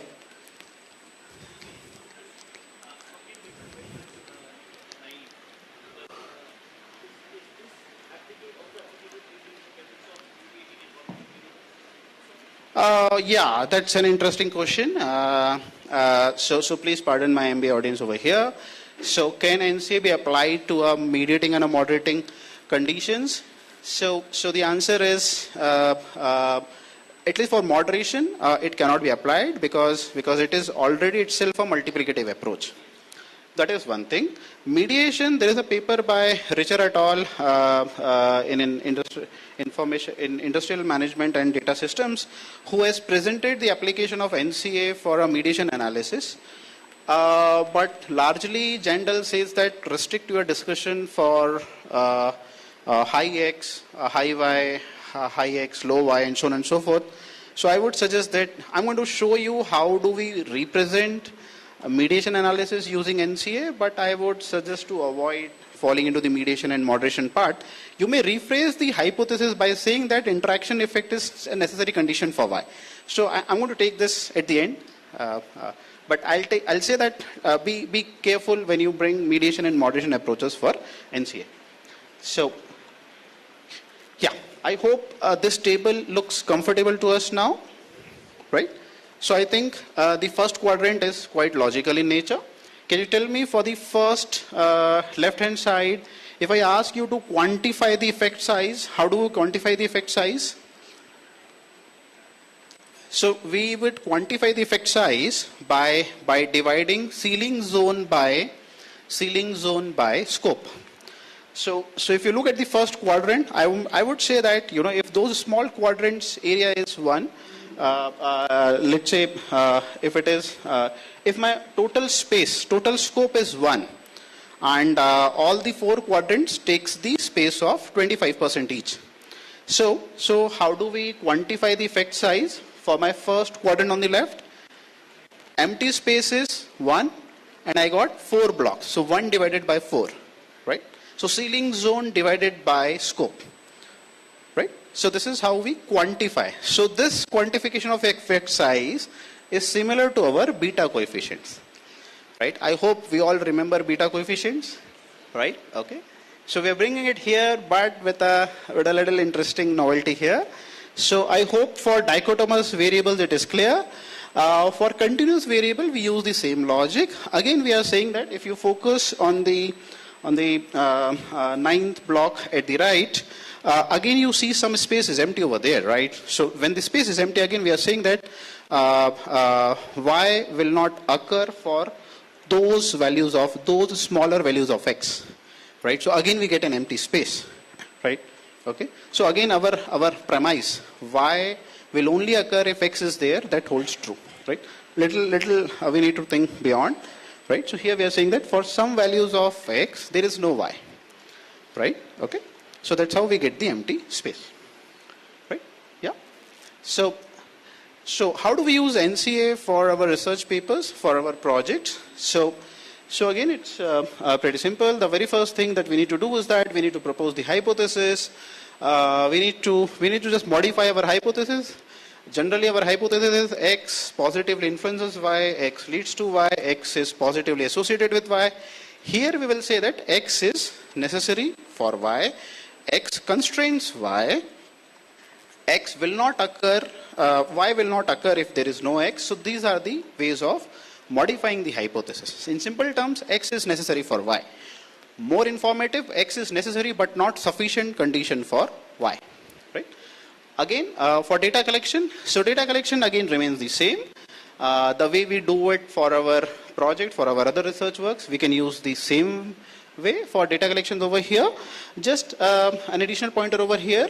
We would want our data to be meaningful, right? So sometimes it is better when we are writing research papers, use some validity and reliability to validate the data that the sample size is meaningful over here. But if some reviewers didn't ask that comment, we can skim through it if we are just using a pure NCA method. Yeah.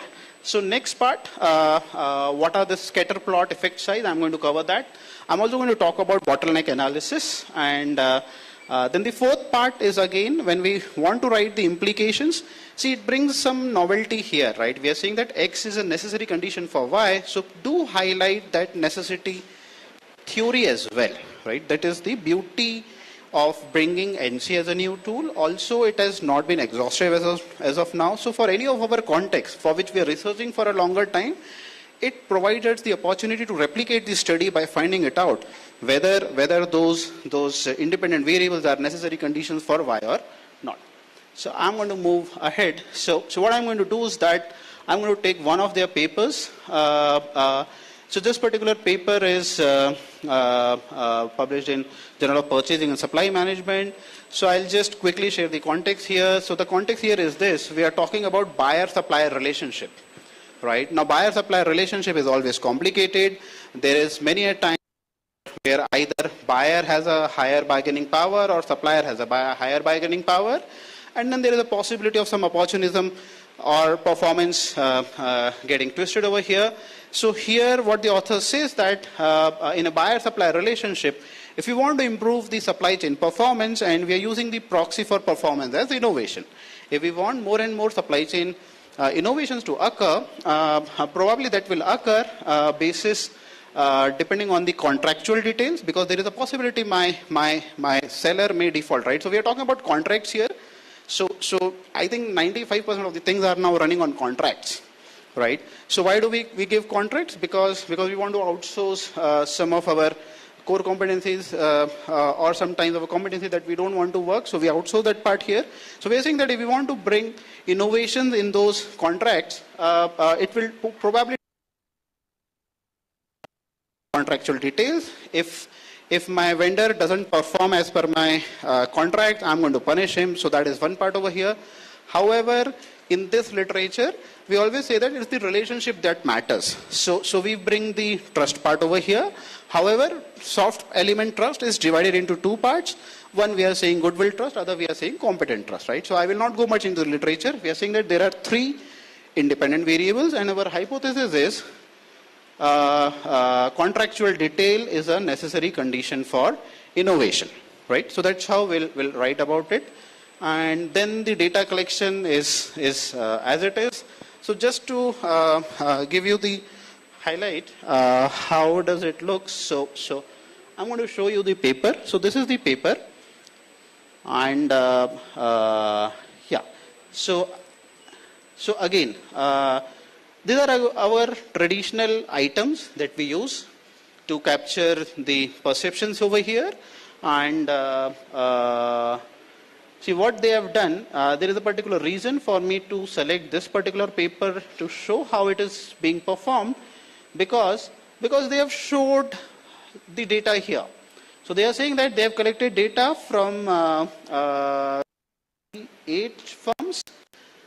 The data is collected and the data is shown here. So I'm going to take the same data for my analysis. Parts remain as it is. So let's try to understand what this figure tells us.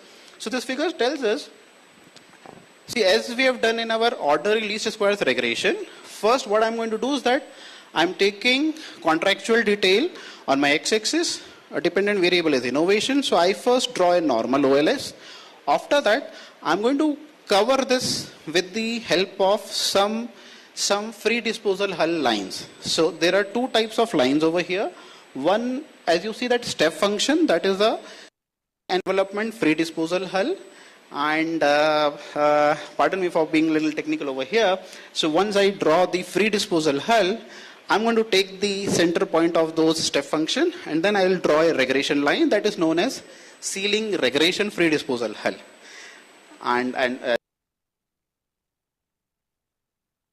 So green line is my OLS, ordinary least squares line. Then I'm covering it up by bringing a step function, that is ceiling envelopment free disposal hull, and then I brought ceiling regression free disposal hull. But after orange line, can you see some empty space? So empty space is there, which means that it is a necessary condition, right? So I'm not making any conclusion basis my green line over here. We are closing that ceiling, we are drawing some ceiling lines over here, and then we find out, do I have an empty space? If there is an empty space, perfect, we have done, right? So we have established there is a possibility of necessary condition, right? Okay. So the very first part, if I want to write papers, first thing that I'm going to do is that I'm going to make some fancy graph. See, paper will not get published unless and until we show that we have done some outstanding statistics. At least this is better than the traditional one line. I'm drawing 3 lines over here. So I think that makes sense, right? Yeah. So yeah, this looks good. This is, I already explained. So we are going to find out the effect size. Empty space divided by the zone. Effect size is similar to our beta coefficients. We would want higher the effect size, better is the causality, stronger is the necessary condition, right? So then what we do is that we use some more notions over here. So you can see that we have made small, medium, large, very large. So what we will do is that ceiling zone scatter plot is giving me the possibility of a necessary condition. We want to statistically prove it. So they've already developed a tool in R, so that multiplicative logic we run in R and we get the p values. So if my p values is less than 0.05, we would accept the hypothesis and we'll say that yes, this X is necessary condition for Y. Right? I hope this is fine. So see, our basics remain the same. Bring me some fancy graph. Yeah, I have done it. Bring me some fancy statistics. I have done it. Right? Okay. When you will be happy. MBA student, if you do it, practitioners, right? Okay, so bring more interesting things over here. So this is the last interesting thing, and then we'll stop. I have seen the time also. I'll not go on, talking too much so that everybody starts, paining over here. So let me come back over here. See, in regression, if you recollect, we used to say ceteris paribus increase x by beta times. I hope you are able to recollect. So we say that if I want to analyze, if I manipulate my x, what changes do I? So we say that if you manipulate x, changes we get is y, beta times. Now this is, so what they have done is that they have determined the bottleneck conditions. So when we are saying bottleneck conditions, we post this information over here. % of, we need 8.3% of, if I suppose my desire is in my business context, I just want 40% of innovation to occur. Do I need contractual details? No. If I want to achieve 80% of innovation in my organization, when I have buyer sellers, let's say that my housing staff is being allocated to a vendor, I want 80% of the audience to be satisfied, or 80% innovations they should do. So I should make sure at least 46.5% of contractual detail is there, right? So that's how we interpret this part. So we are able to quantify. If you need 90% of Y, how much is the necessity of, how much percentage you should have for X, right? That's how we modify it, and we say that practitioners can use it for a better decision making part here. We don't always need 100% of Y, right? And by the way, reaching 100% of Y is always difficult in nature. So we say that 60%, 70%, 80%, 90%, and accordingly we get this part here, right? I'll just explain this with the help of this figure here. So contractual detail and innovation, if you recollect, this was the graph, scatter plot that we have made, and I will get rid of OLS and ceiling envelopment free disposal here. I am only bringing ceiling regression free disposal hull line. So this is how we interpret here. So if I need 2.2, because I am capturing my dependent variable on a 5 Likert scale, if I want 2.2 levels of innovation, my contractual details is not sufficient, right? So we will not get it, right? For 3, again we will not get it, right? But suppose if I want to achieve 3.4 levels of Y, we are saying that contractual detail will need 2.18 level, right? So that's how we interpret between X and Y, right? Similarly, I hope now this bottleneck table looks comfortable, looks practical, right? Yeah. So again, I'll reiterate. The first thing that we learned was the necessity theory. If the context has a necessity theory, we are going to use NCA methodology. Then we have learned propose the hypothesis X is a necessary condition for Y, collect the data. After we have collected the data, there are 3 statistics that we should report. One is that obtain the scatter plot and find out whether the effect size is significant or not. Third thing, do a bottleneck analysis, tell us how much of the level of X is required for achieving a certain level of Y. That's it, right? So this is what I have to present, this much of the part, right? Any doubts so far? Right? So if you, I'll just take 4 more minutes. 4 minutes is fine, right? So let's see how it works in R. So this is my data. I hope this is visible, right? So as you can see here, innovation is my dependent variable. Contractual detail, goodwill, competence, trust are my independent variables. And what I'm going to do is that I'm going to show you how do we obtain some of these tables. So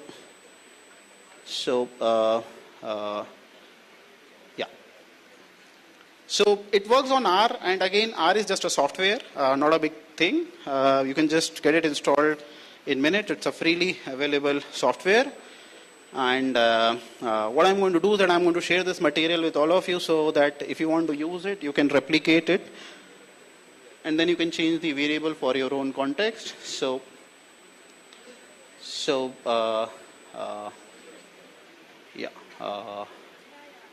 Okay. R needs software, and so internet connection is necessary to run R. Yeah. So.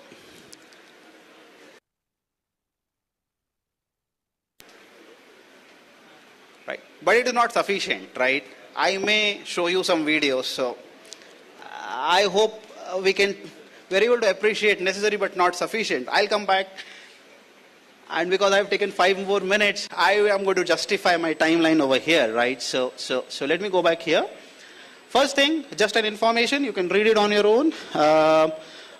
First thing, whenever you work on R, the very first step is to install the package. I have already installed the package, so I'm not going to install it again.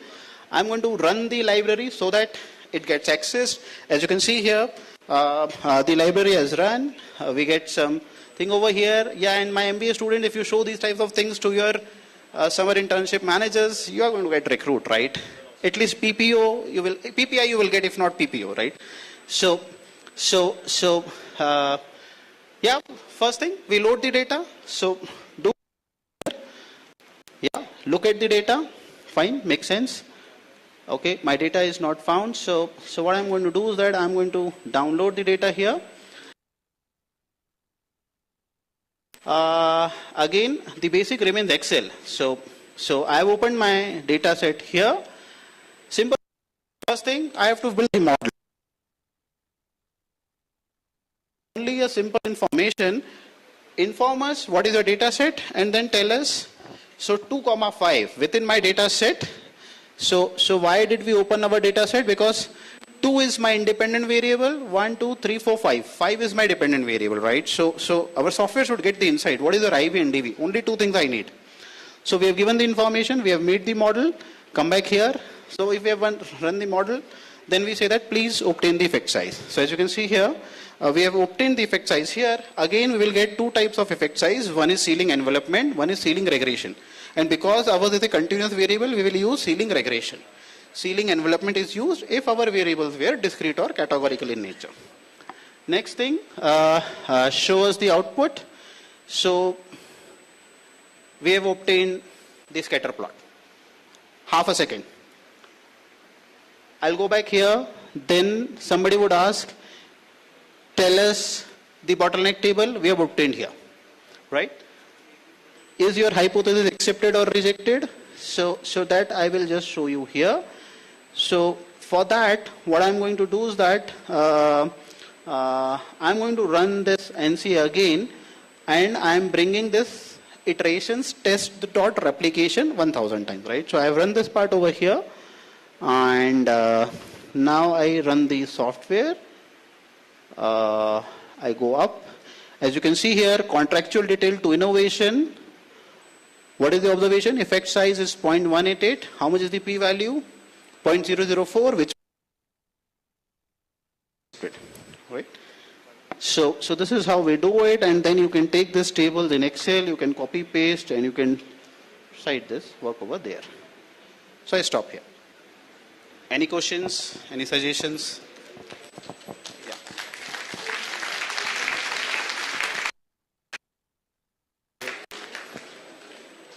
Sir, very nice techniques, I'm very impressed with it.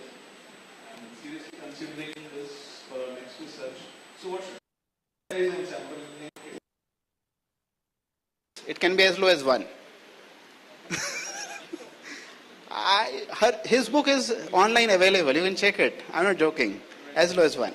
But the editors would accept such things. They don't know first of all. You have to educate them. Because it's a new tool. So, see, if you have a secondary data, they have published one work where they have taken, so this is on the culture part, Hofstede's framework, we all remember. So they have taken some secondary data of Hofstede framework of all the companies, of all the countries, and then they have linked it with innovation. So it's some 48, 50 countries they have taken. Low sample size is also fine. I should put it this way. Okay. So one more question.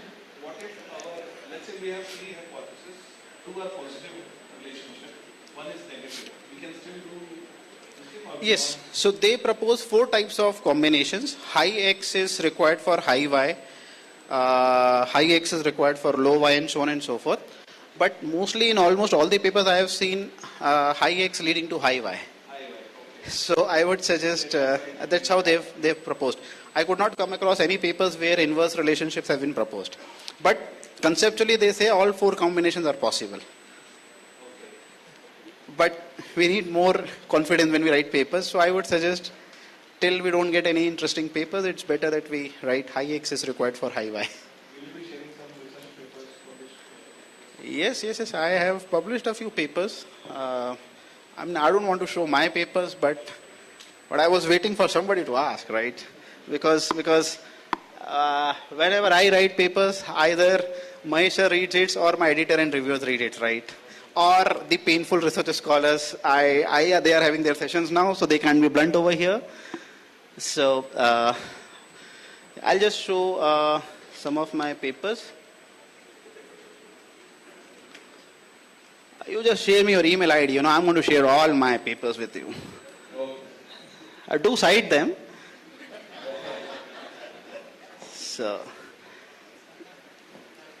So one paper I published in International Journal of Project Management. But yes, most of my papers are the complementary methodology.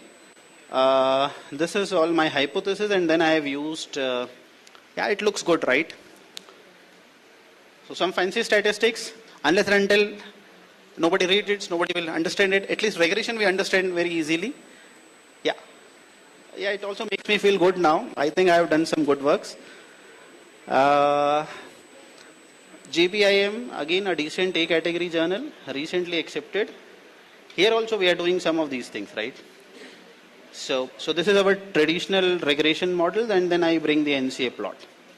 I've done some of those things, right? And here you would also see that mediation I have just proposed subtly. I didn't shout a lot about